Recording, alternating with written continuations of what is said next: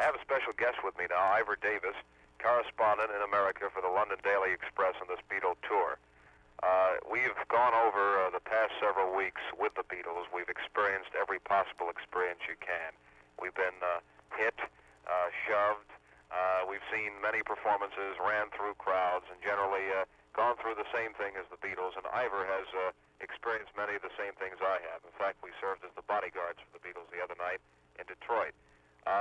One thing I wanted to ask you, Ivor, how do you look back at these 3 weeks, and what do you think of the Beatles, really? Well, the past 3 weeks have been, there's only one word, incredible. We've used it a lot. We're going to use it a lot more. And I every morning when I wake up, and every morning we get into a new town, I say, well, it can't get more hectic. It can't get more fantastic, and it does. Day after day, we sort of build up and continue to build up. I'm going to look back in a month's time and say, I'm sure it was a big dream.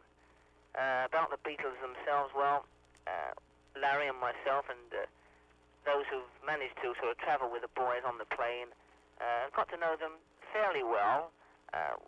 This way we can chat to them. This is not necessarily a sort of harsh interview, but we found that they're pretty friendly, and they really are witty without facing cameras and without facing microphones. I have a great deal of admiration for all the Beatles. They've all got obviously different abilities, different talents, but generally they're four nice guys, to coin an American phrase. Another question I wanted to ask you, doesn't it amaze you when you go from town to town and you see the same reaction? It's like you look at it as a phenomenon and something you may never see again. Well, I don't think, of course I can't really say this now, but I don't think we will see it again. We may see modifications of this, but this is, as I say, incredible. And I kiddingly say, my only regret, Ken, of traveling with the Beatles in 1964 was that I never took my iPhone camera with me. Because, of course, they weren't invented. So there are so many regrets. I mean, I wish I'd had more pictures taken with them. I wish I'd recorded them. The Beatles landed in Jacksonville on September 11th and were driven straight to the George Washington Hotel. When they arrived, their suite wasn't quite ready, so they were given turkey sandwiches and held a press conference where they seemed in a better mood than the previous few press conferences. It seemed that the time off in Key West buoyed their spirits. At 7:30, the Beatles arrived at the Gator Bowl. As the show began, the Exciters became the first black group to perform at the venue. Very fond memories of a very hectic experience, but I'll never forget the Beatles. They were very outgoing. John Lennon, I suppose, I talked to a little more than the others. I was somewhat, as most of the others were, in awe of being with the Beatles. And I remember coming back to Birmingham after the show, and in the studio, some of the young ladies would come out to the station and want to shake hands or touch my hand because I touched the hands of John Lennon and Paul McCartney, or Ringo Starr, or George Harrison. The sound of the concert was not the important thing. It was very difficult to hear the Beatles above the screaming of the crowd, an outdoor concert.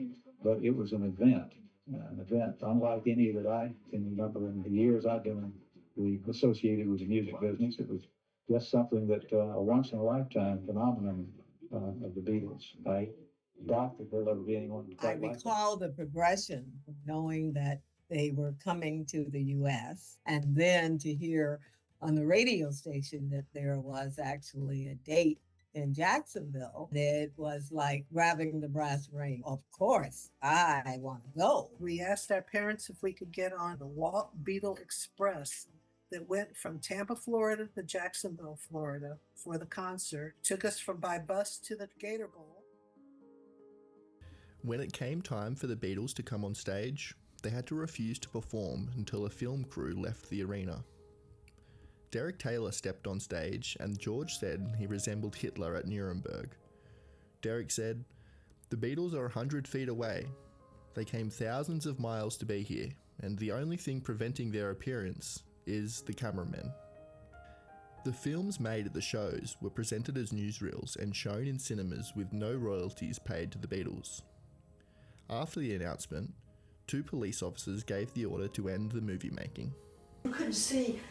It looked like to me that they were up on a tall stage that they came from the direction to go onto the stage. I don't think they wouldn't have put them loose on the ground when they knew how popular they were. They would have mobbed. They would have gotten them in there and had them as fast as they could. So, did the show go just like that for you? I mean, it went right on through, and there was they played music, and I don't even remember an intermission. I don't even remember that. And home we went. After the show, at around midnight, they flew on to Boston. Larry Kane interviewed Derek Taylor on the flight. We're flying on our way to Boston now, and with me I have Derek Taylor. Briefly to explain the situation, there was quite a row with photographers on the field at Jacksonville. Derek, can you tell me how it all started and what were the events leading up to it? It all started when Malcolm Evans, who is one of our two road managers, came to me and said, Derek, there are cine cameramen, television men, mobile film units from Hollywood on the field ready to film the Beatles show. Do you want them off? And I said, yes, I do. I want them off right away if possible. And the reason for this is quite simple. We are completely in favor of and work very happily with legitimate news gathering media. We like radio men, we like television men, and we very much like journalists, and we have quite a cross-section traveling with us on this plane, as you know, Larry.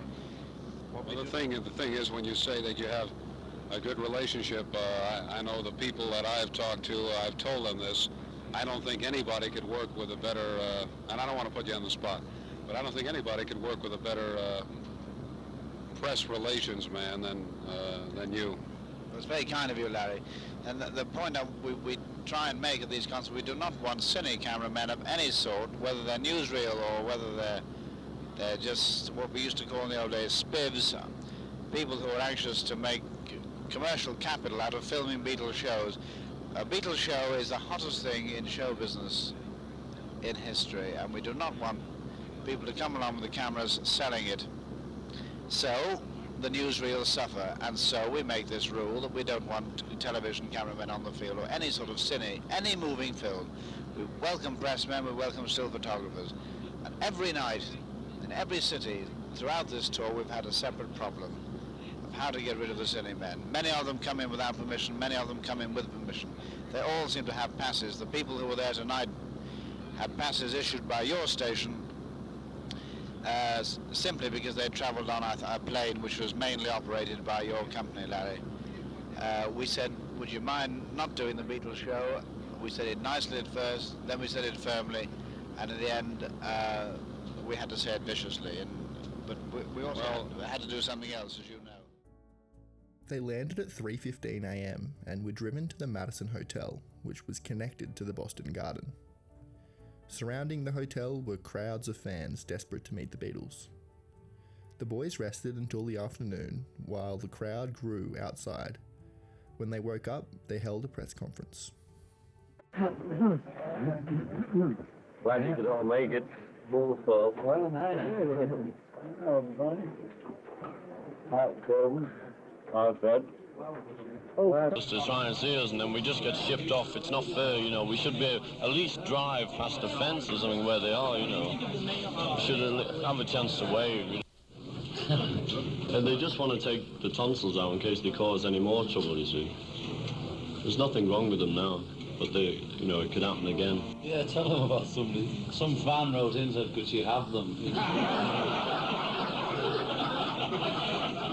She can have them, no good to me. Do you have anybody or any group particularly that influences the songs that you write or the songs that you sing? We get influenced by so many people, you know. In the old days, it was people like Buddy Holly, Fats Domino, Little Richard, Elvis Presley. And then, you know, you go off that influence a bit and get influenced by different people.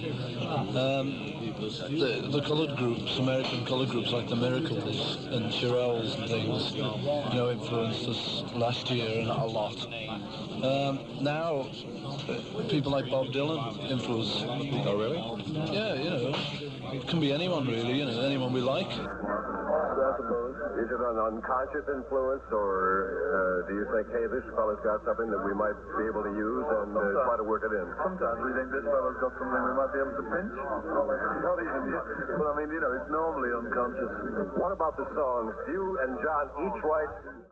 At the concert that night, fans threw confetti and were photographed fainting and screaming during the performance. John was photographed playing his 12-string Rickenbacker, which was usually on the side of the stage as a spare instrument. It's unknown whether his 6-string was out of order or if John just felt like a change.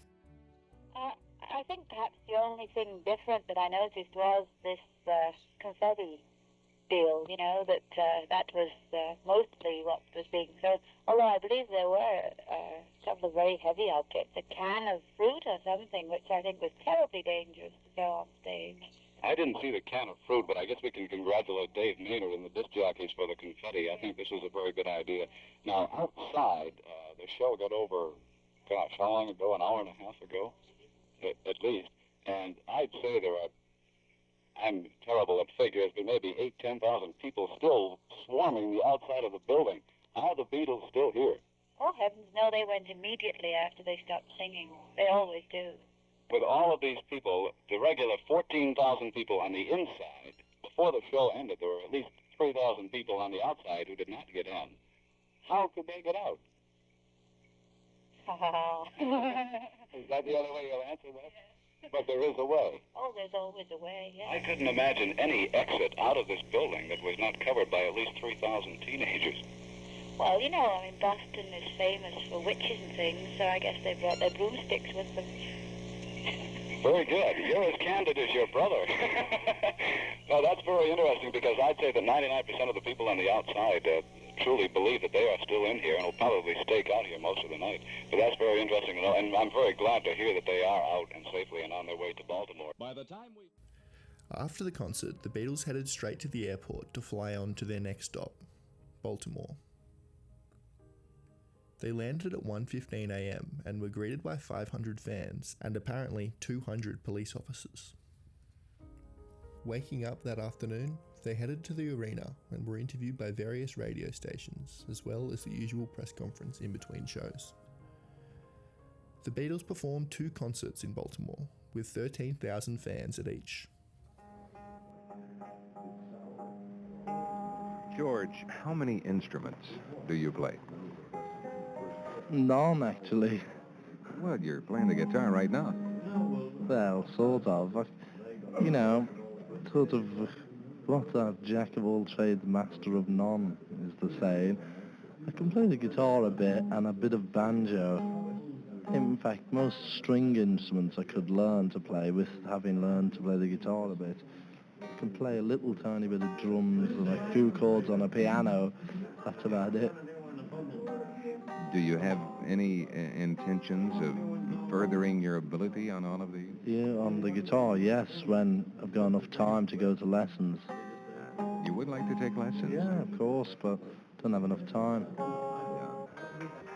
You know, we've just had one manager and he's done everything. We know what he's doing and he knows what we don't like doing, and we always, you know, rely on his judgment because he's very seldom wrong. You know, he's got the golden touch. Always have. Backstage, the Beatles were photographed fooling around in their dressing room, and 2 girls made it close to meeting them by hiding in a box labelled Beatles Fan Mail. The girls were discovered by a guard checking all deliveries. It was my very first concert, and it was it was different music, it was a different look besides the rock and roll regular music that we were listening to, the girl groups and the boy groups. This was a British invasion that looked totally different from what we were used to. The long hair, the English accents, where they were from, and it was just something that you would dream about, seeing them in newspapers and magazines, and we had every clipping magazine that came out, anything that had to do with the Beatles. We cut it out and put it in a scrapbook. Then forward to a year, we go to the concert, and it was a total madhouse. But at the same time, you're so excited that, you know, you just couldn't wait to get in there. The crowd was unbelievable. People were screaming even before they came on stage. And I remember that a neighbor of ours went with us, and she was probably 12 maybe, and it was the same thing. We took her with us, and it was unbelievable. She couldn't sit still, and her name was Kelly, and we just all were like amazed, even sitting there in the first mezzanine and looking down at them. We swore that they saw us. For some reason went to both of them. She did not.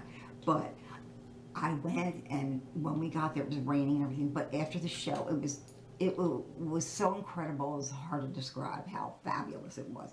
Just them being there and us being there was like unheard of. It was just a miracle. And so then we, after the show was over, we hurried up and took the streetcar home, number 8, streetcar home, so I could change clothes, because I knew that they were all looking at me, and I didn't want them to see me in the same outfit. So I went home and changed and came back, and then after the second show, we had heard they were going to be at the Holiday Inn, and so we had to go there. They were staying there, so we had to go and try to get in. So we went and we stayed there for hours trying to get in, persuading people, like making up stories, like, you know, oh, we want to just go and eat there or something, you know, anything to get in, but of course nobody could get in. After 2 concerts, the Beatles threw an all-night party in the hotel's revolving restaurant on the roof of the building. The next day, before flying on to Pittsburgh, incredibly, George Harrison visited a girls' high school. He wanted to see a modern American high school and was getting a tour. One fan said, "I could see there were some stirrings going on in the hallway." Apparently, he thought Mercy High was a very nice school. Very few girls got to actually see him, as they were in first period. One student, Phyllis Hertz, spotted George through her classroom door. She asked to visit the bathroom and was able to get George's autograph. They flew on to Pittsburgh, where thousands of fans were waiting for them at the airport. When they landed at 4:30 in the afternoon, Ringo had to duck as a tomato was thrown at him as he disembarked the plane. Tomatoes and all sorts of things. Let's move in here and see if we can talk to them. Fellas, how was the flight? Great, Ringo, you look good. I look what? You look real good. I feel good. What was the stuff they were throwing coming in here? Looks like some tomatoes to me. It's always the same, you know, you got about 2 lunatics and a couple of thousand. Always very much, Ringo, like there's only 2 lunatics and about 50,000 fans of yours out there. Yeah, but those, you know, they always pull all the publicity, the 2 lunatics. Aren't you fellas getting kind of weary of all this wonderful publicity? A motorcade of 6 police cars escorted the Beatles to the Civic Centre, where a crowd of 5,000 were waiting outside. Fans broke through the police barrier and rushed the main entrance. The Beatles made it safely to their dressing room and relaxed there until it was time to meet the press.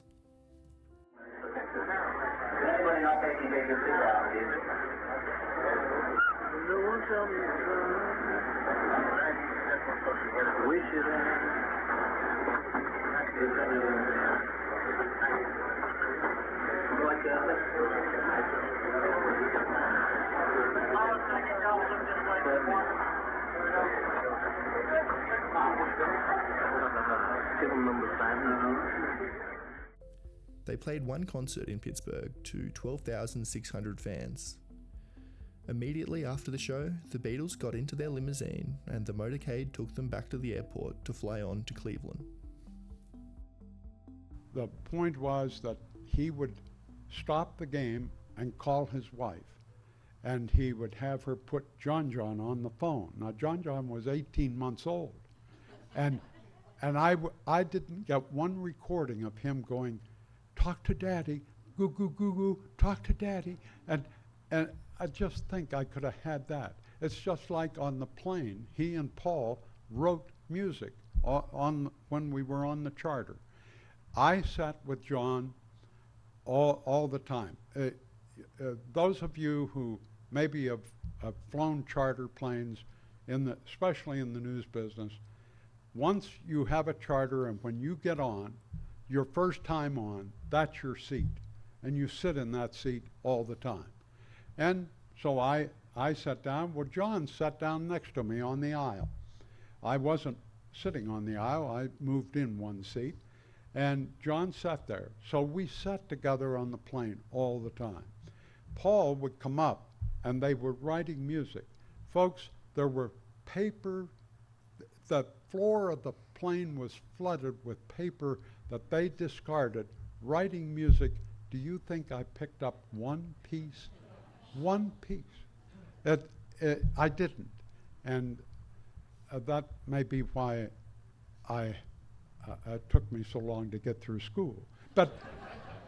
And he immediately started questioning me about Kennedy. He had met Kennedy at one time, and he was very upset about the assassination, as we all were, of course. But that really affected John in many ways. And also, he wanted to know about Martin Luther King. He had not met him, but he certainly had followed him, and he was well aware and very up on what was happening in America, as well as what was happening in his own country. This is Operation Beetle Watch. Are we ready? Are we talking? Operation Beetle Watch. And this young lady, your glasses are not up, my dear. You're going to miss out. Well, wait a minute. There you go. All right, fine. Are you taping on? What pray tell? Yes, we are. What pray tell do you hope to find with these binoculars, my love? The Beatles! What do you think? Did you see them up there just a No, I moment ago? didn't. I wish I could. I see. Yeah. How long have you been on watch out here? We've been here all day. All day? Since All 8 of you? o'clock. Just her and I. How about you? How long have you been here? Since 8 o'clock. How about you? I just came. We were down by the... We were How down many- by the HK and everything. You were down at Yeah. WHK. That's a dirty word. How many were out of school today? Raise your hands. All right. All right. Paul Briggs, are you watching? It's a bad situation. How about you, my dear? How long have you been here? Oh, we just got here. We just got out of school. There you go. Did you? All right. I see some more folks with binoculars back here going, some of these guys back here. And first of all, before getting to them, we'd like to talk to this young lady. How long have you been on lookout with your field glasses? About 5 years. We just got here at 1 o'clock from Canton. At 1 o'clock? Yeah. What, who's your favorite Beatle? George. John. Oh, she got out of George. John Lennon. No, nobody. Now, there's been a lot of talk about the security arrangements here in Cleveland. Has it been the same in other cities that they come in with police escort and often do not meet the crowds? Yes, there are two features of this. First of all, we do need security, because otherwise we might be in difficulties.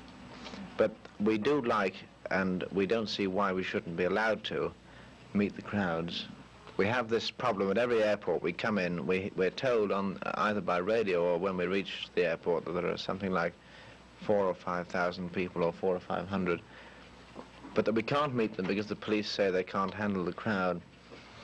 Now, this always redounds on us, because we're asked at the press conference the following day, and the kids themselves would ask, why couldn't we see them? We would say that guaranteed certain safeguards, like a limousine escorted, that we could at least wave. I say we, I mean the Beatles could at least wave, you know? Just drive past and wave. Because the kids are very good and very loyal and very undemanding. All they want is to see them. In America, yes. Rarely elsewhere in the world. In Australia, we had, I think, probably bigger crowds. because all the population centres in Australia are crowded around the coast. And we never had a serious incident. We always wait. Sometimes the Beatles travel around on an open cart around airfields with 7,000 or 8,000 people. There's an over-anxiety, I think, to protect the Beatles and the fans, which we find sometimes unjustified. So in the case of coming into Cleveland, you arrived at kind of a private side of the airport and were brought down to the hotel and a back entrance and so on. Yeah, well, the hotel situation is different from an airport. The hotel is always the vulnerable point. Neil Aspinall, who's sitting behind the camera there, would say that that was a dangerous point. We do need to come into basements where we can, but at airports, we would prefer to see the people. And you're referring to Beatles, they would just as soon wave, at least wave at the people as they come in. Yes, they would. They'd rather switch the lights of the car on, not from, not for vanity, but because they know that people have come there to see them. But the police, and let's be fair, do a very reasonable job. They don't have to give us these motorcycle escorts. After landing in Cleveland, they were driven straight to the Sheraton, where, under heavy police guard, they headed straight to their rooms. DJ Emperor John Mayer recalled that after freshening up, the Beatles introduced themselves to various DJs who were staying on the same floor as them. They all drank together until the early hours. He remembers John drinking water glass tumblers of scotch, and they had both had a heavy discussion about religious thinking and John's beliefs. Another memory he has shared is when the waitresses came up to the room. He said, "I can tell you, even then John had an eye for the Oriental woman. I can't blame him though. They really were something else." The next day, the Beatles slept in till late, while the fans waited for them outside the hotel and outside the public hall where they would be playing. Mal Evans recalled Cleveland in his diary, saying, "I arrived as always in the afternoon to set up all the equipment, and upon looking for the main electrical supply for equipment, I found there wasn't any. I immediately collared the promoter, and on asking what about electricity for the stage, he turned to me and said, 'They play guitars, don't they?' He really thought they all played acoustic guitars and didn't need electricity." There then followed a frantic hour of tying cable together to supply the stage with power. The fans rioted, got up on stage, were tearing their clothes and everything else. Let's start with the first one in 1964. Public hall, seats about 10,000 people. Yes. They stopped the show at some point? They stopped the show. This was all new, you have to remember. In 1964, there had never been anything like this. There had been Elvis, but he'd been gone for a few years. Right, He was in the quieted Army. down. So when the Beatles came to Cleveland, the police really couldn't understand what the big deal was. They were getting more security than JFK got the summer before when he was here. So they thought it was like little babysitting duties. When the Beatles came on stage, the police turned around to watch the show to see what all the fuss was about. And they didn't realize how the fans behind them were climbing over the chairs and climbing out of the balconies with sheets and getting ready to rush up on the stage. September the 15th, the Beatles arrived in Cleveland, Ohio, and this is what happened. We're in the dressing room. Ringo, what happened? What did they say to you when they stopped the show? Well, just a few in the front offices always get pushing forward, and then the police and coffee, and then the chief just ran on and said, "Get off stage." That's all I know. He did what? He sued George off stage. I think, they haven't got a sense of proportion. I mean, shouldn't have gotten worse than that at a football crowd or something. They never stopped those games. Well, was it because of something that you had done, some actions? Or... No. It was just the 6 kids were breaking through the front lines, and that happens at every show. Yeah. But these fellas go off their heads because they're amateurs, that's why. They think they know what's happening. We see this every night of the year. They don't, they think they know it all. They're just stupid. It was the fellow who came on, I don't know who he was. I'd like to see him if they had a proper riot. After the show, they headed to the airport, and the next stop was New Orleans. Their arrival went astray. Originally, it was planned for them to get a helicopter from the airport to their hotel. But the helicopter was damaged, so they couldn't take it, and instead they had limousines ordered, and so they were in a motorcade with the limousines. Somehow though, the Beatles' limousine went the wrong direction, and it was separated from the motorcade, and so when it arrived at the hotel, it arrived with no protection. Despite being about 4 a.m. in the morning, fans surrounded the car and the limousine backed up and ended up crashing into a police car, which suffered minor damage, but Only a few moments later, a group of policemen managed to come and move the fans away so that the Beatles could exit and enter the hotel. They slept until the afternoon when they had their concert and press conference. Backstage, they met Fats Domino. The Beatles were visited by music great Fats Domino, who agreed to meet them in their dressing room, a small trailer behind the stadium. During the opening acts, which included New Orleans' own Clarence Frogman Henry, fans grew impatient, and by the time the internationally known pop stars took the stage at 9:25, the crowd was hysterical.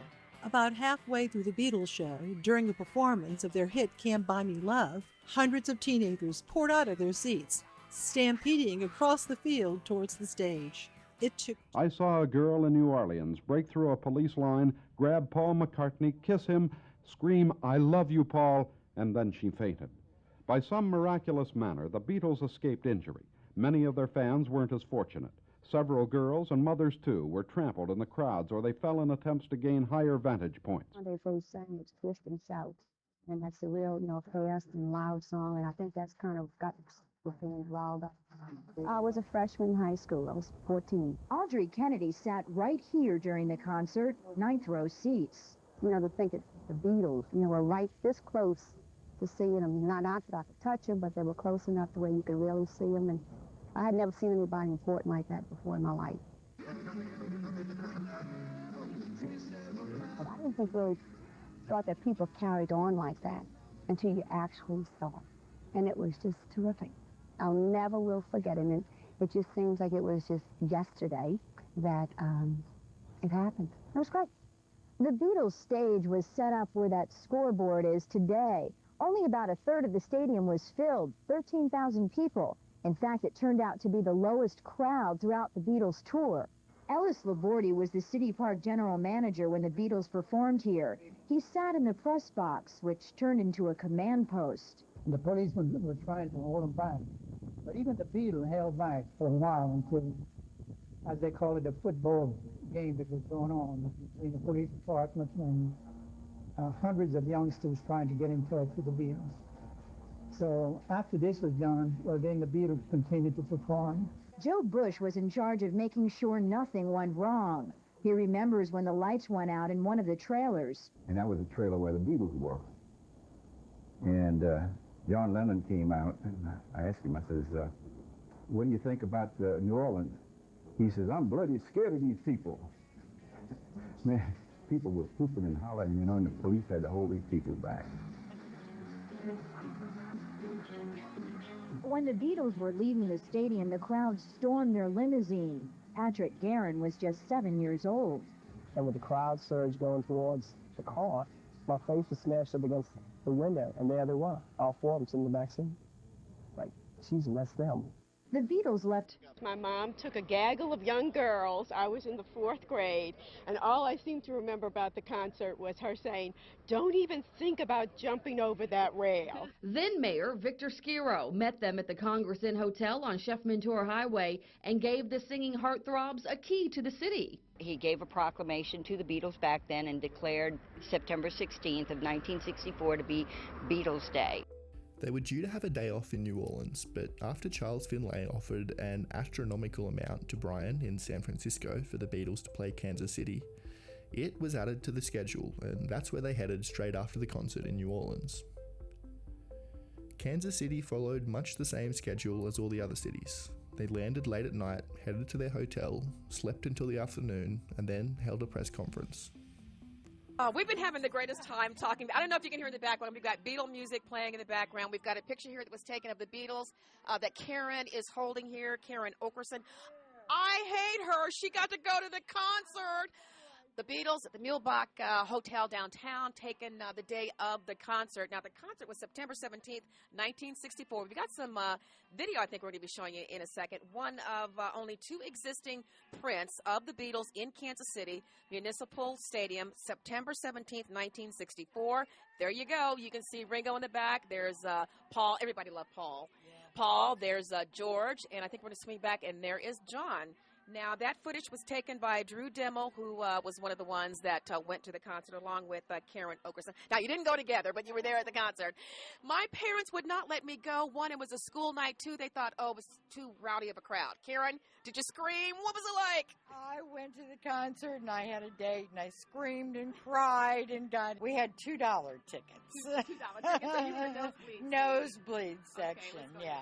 I mean, nowadays, for a ticket, you can just hold that up like that. Yeah. Nowadays, a ticket like that would probably cost you $1,500. Oh, absolutely. Absolutely. $2. Did you see them? Were they the cutest thing? I could see them, but I could hear them better than I could see them because we were up in the nosebleed section. But it was enough to get into it and screaming and crying and all that stuff. And the first song, which we're playing in the background, they sang was Kansas City? Kansas City. Hey, hey, hey. Kansas City, hey, hey, hey. Yes, absolutely. Absolutely. And Drew, you took the video that we just talked about, and your friend actually took this picture of the Beatles at the Mule Block. Briefly, tell us the story behind that. Well, that was my brother's little girlfriend of my brother's at school, Larney Renshaw's dad. Paul Renshaw was the photographer for the Independence Examiner, and he took the photo. Okay. And then you were telling me that they were taken by limo to Municipal Stadium, and the girls just went nuts. The minute the limo pulled into from center field, the place just erupted, and you couldn't hear yourself think. Much less. My gosh! Well, listen, I still envy you guys. Like I said, I couldn't go. My parents said no. It's a school night, and the crowd would be a little bit too rowdy, but I would have been screaming my head off. In Kansas City, they performed to 20,000 fans, despite the arena holding 35,000. According to Kansas City historians, the Beatles were caught in the crossfire of local animosity towards Charles Finlay. Instead of building hype for the popular rock band, the local media, especially the Kansas City Star, viewed shunning the Beatles as a way to protest Finlay's unpopular management of the Athletics. Afterwards, they flew on to Dallas. On the way there, Paul came and sat with Ruby Hickman, asking if she would buy him some presents for his father and for the Asher family. She then went back to the lounge to ask John, George and Ringo if they wanted her to do some shopping for them also. "Buy me a present for me mother, me father and me girlfriend," were the answers she received from George and Ringo. John's answer differed only in that he was the only one married, so his request included me wife. She said, as I tried to get some information from each one to help with the selection, each one stared into space for a few moments trying to come up with answers. They just weren't forthcoming. I said, "John, does your wife like frilly lingerie?" His face lit up quickly and he answered, "Get that." I questioned further, "Okay, John, but does Cynthia like it?" "I don't know," he answered, "but I do, so get that." And his grin was so big from ear to ear that I can still see his face. I knew I was going to buy the sheerest, frilliest nightgown that the store had.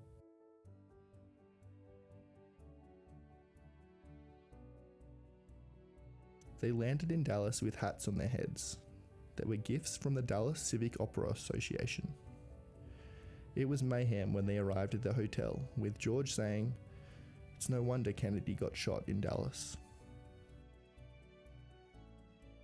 Outside the hotel, fans climbed into the fountain and started shouting, "We love the Beatles, oh yes we do." The crowd was so big that one girl was pushed through a glass pane window from the crush. The most serious injury occurred in Dallas, where 3 youngsters were cut, one seriously, by a plate glass window smashed by a surging crowd trying to gain entrance to the Beatles motel. Oh, hey, yeah. Hi, y'all. For Ringo, out in California, some girls ate the grass you walked on. How do you feel about that? Just hope they don't get indigestion. Scott, killing noise down here. George, are you trying to make the black turtleneck your symbol like Ringo's ring for Paul's eye? Yeah, that's what I'm wearing on now.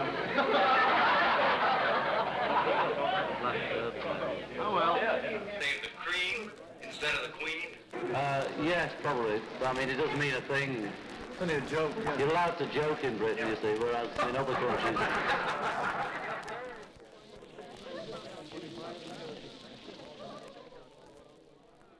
World sensation Beatles made Dallas one of their stops during the second U.S. concert tour. It was September 1964. These 15 Texans laid eyes on the Fab Four, and we invited them to our studios for a reunion of Beatlemaniacs. Do you remember me? Debbie Massey Lacey was vice president of the Dallas Beatles fan club. The 13-year-old met their flight at Love Field. I remember hanging onto the chain link fence thinking, it doesn't matter how many people come, if I don't let go of this fence, I can see. And this is a picket from Love Field that was broken off that night. I didn't break it off. They were trying to keep you away from the Beatles. Yeah, they thought this was going to keep us away.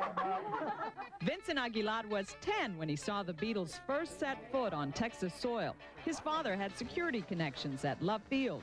And after the Beatles were whisked away, hey, mind if my kids go on the plane? You know, my brothers and sisters were shoving me this way and shoving me that way, and they were grabbing everything, grabbing the drumstick, found the whiskey bottle that we found out later was supposedly Ringo's favorite whiskey, and just everything, you know? Nancy Mahan and her husband bought 6 Beatles concert tickets in the spring of 1964. And in 2 months, we split up, my husband and I. And the main point of contention was those tickets. And you had a hard time getting that ticket, didn't you? I did. It took a bit of negotiation through the attorneys. But the most awkward thing was going that night and wondering who was going to be sitting next to me. But unfortunately, he missed the concert, and I've felt bad about it for 30 years. Sisters Nora Salcedo and Carol Sanchez didn't have tickets, but they had guts. They took a bus downtown and waited in the crowd outside Memorial Auditorium. This news footage shows a scene similar to Carol's story. Just the heat and all the excitement. I paid for it and saw anything. And so the police come out and get me, and they take us in, and, you know, trying to revive me like they did on the lady on the video. You know? And about that time, the doors flew open, and people just rushed everywhere, rushed, like herds of cattle just rushing. And so my sister said, well, let's go see the concert. If there was any actual film of the Dallas concert, it has long since been lost. Our group, however, describes the scene vividly. At that time, almost everything you knew of the Beatles was in black and white. 12-year-old Tom Frazion had a singular impression of the Dallas concert. Most of the television sets were black and white. Right. Hard Day's Night was black and white, so you had this image of them being black and white. They came out on stage, popped out, and they were like in these pastel pinks and almost fluorescent. You could tell the audience going for a second, I thought they were supposed to be in black and white, you know? Really? Claudia Seidel was 14 and had just moved to Dallas unwillingly. To cheer her up, Claudia's mother bought tickets to the electrifying event. I took a little piece of paper with me and a pencil. And you can tell I was excited because I wrote it on the wrong side of the paper. The holes are over here. I bet you wrote it. I'm surprised. Yeah. But what I did was I wrote down the songs in the order that they sang them. Well, shake it up, baby, now. Shake it up, baby. Twist and shout. The level of the sound of the fans was just deafening. I don't remember hearing that much, and I think it's because I was screaming so hard. Everyone was screaming so loud, I couldn't hear the music. I couldn't hear the screaming was so loud. You know, when I came out, I screamed. At the beginning of each song, I would scream. But the rest of the time, everybody else kept screaming. I wanted them to be quiet. Oh, look at... Oh, he was cute. Oh, gorgeous. Gorgeous. Right. Is that you? Oh, my God, that is me. Avelino Segura recognized himself on our archive footage. It brought down the house, just as he did 31 years ago as a Ringo look-alike. Oh, my God, that's you? That's me. Are you kidding? You did look like Ringo. I was thinking that. A lot of people came up and started trying to remove my clothes. So there was a major screaming, and they just sort of converged upon me, and at which point the Dallas police came to my rescue. At the show, they performed in front of 10,000 fans. All of the tickets had sold out in a day. Following their 30-minute set, the Beatles were taken to a Missouri ranch for a day off. During the flight, in the early hours of the 19th of September, Paul led the Beatles' entire entourage in a rendition of Happy Birthday for Brian, who turned 30, after which a number of gifts bought by Ruby Hickman were presented to him. En route to Alton, They stopped briefly at the Walnut Ridge to change planes. The secluded airport was ideal for avoiding the attention of fans. It was just the four Beatles, Neil, Derek, Brian, Ruby Hickman, and her boss, Reed Pigman, who was flying the plane, and owned the ranch that they were heading to. In the anthology book, George said, "It was so like Buddy Holly, that one. That was probably the closest we came to that sort of musician's death. I don't mean it nearly crashed, because it didn't, but the guy had a little map on his knee with a light, and we were flying along, and as we were flying along, he was saying, 'Oh, I don't know where we are,' and it's pitch black, and there are mountains all around, and he's rubbing the windscreen trying to get the mist off. Finally, he found where we were, and we landed in a field with tin cans on fire to guide us in." Less than 2 years later, Pigman was flying that same plane when he had a heart attack. The plane crashed, killing 83 people, including Pigman.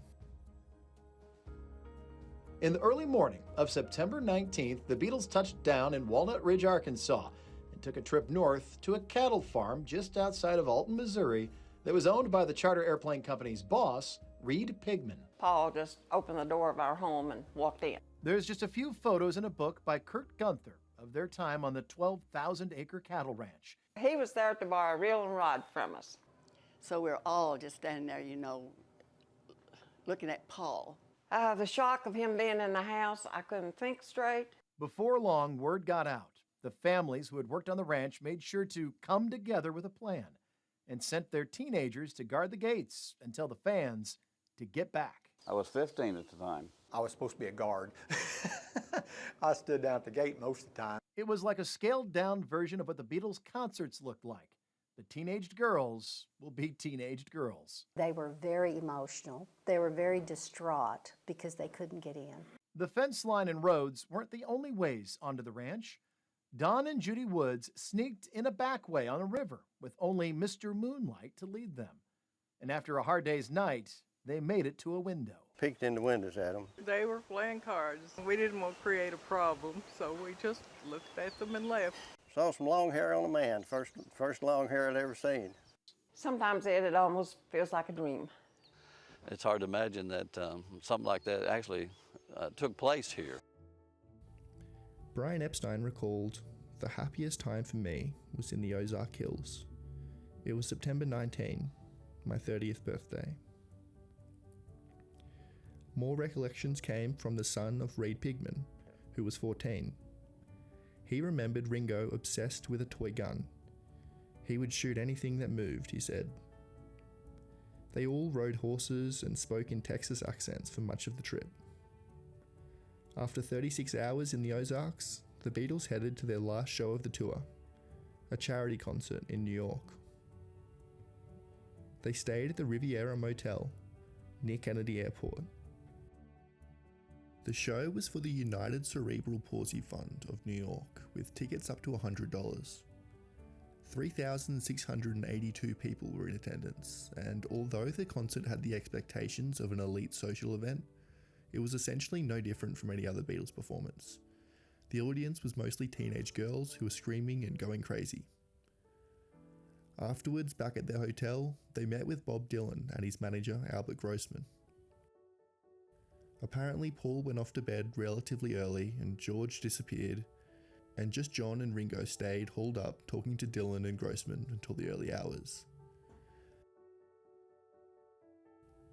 The next day, they would board their plane and return to England.